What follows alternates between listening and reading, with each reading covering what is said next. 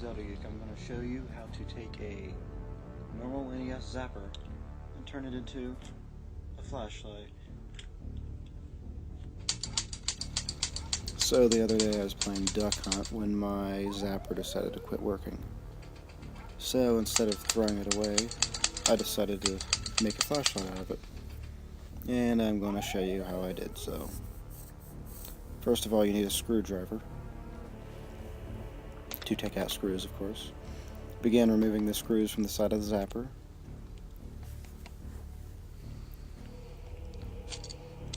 Remove the first layer of the housing. There's another screw underneath that which you of course have to take out. And then there's two more down on the handle part.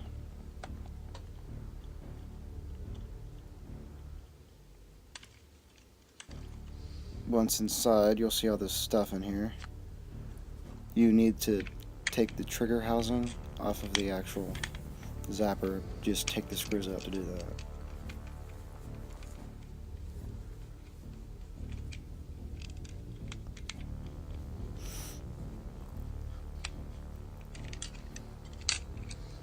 Just the side.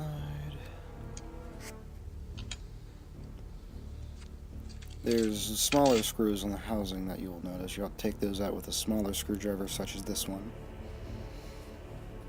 And once inside, you can see the actual trigger mechanism. See how it springs back? You want to stop that from happening. So take the trigger out. And what I did, you see how it does that? You want that to not happen. So I took some super glue and just dabbed it in there. Now this didn't work for me, but it might for you. If it doesn't, take a soldering iron and just kind of melt the plastic together. Melt the white and the red plastic together. But if you do this, be very careful not to burn yourself.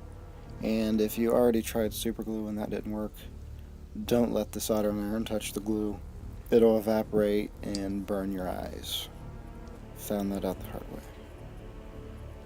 Just kind of poke around at it in various spots to try to melt the plastics together. Once you're done, just stick it back in the housing. Don't forget to put your spring back in there if you haven't lost it, which is very difficult to do while holding a camera. Okay, see how it's not springing anymore? That's exactly what you want it to do.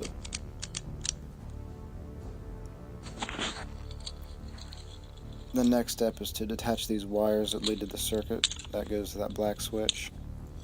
On the other end of that, there's this little plug. Just unplug it, set it to the side. You don't really need this. You might be able to use it for some other project, but I don't know. Anyway, get your housing and take the switch out of it. Clickety-poo, clickety-poo.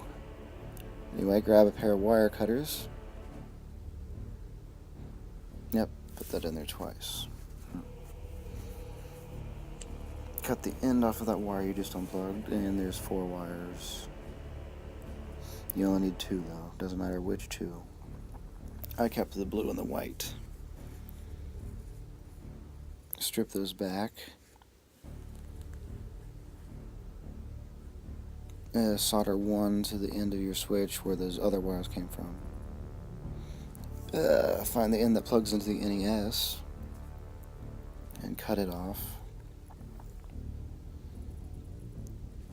When you strip it back, you'll notice that there's also 4 wires in there. Keep the same 2 that you did on the other end. In my case, white, blue, white, blue. Find another pair of wires, small wires, and strip both ends of those wires. Find an old light. I used an old Christmas tree bulb, but you can use whatever. Solder those 2 wires to the bulb.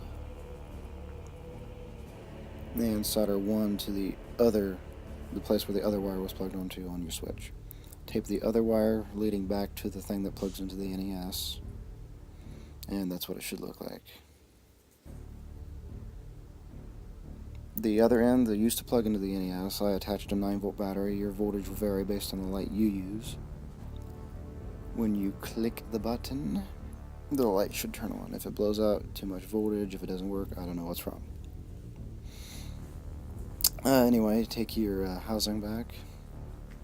Put the switch back in it. Put the cover back on. Just pretty much put the gun back together. Put the screws back in. Oh, wait. At the end of your gun, put the light bulb there. I held it in place with some tape. And then you put the gun back together. That's pretty much it. Thanks for watching my video.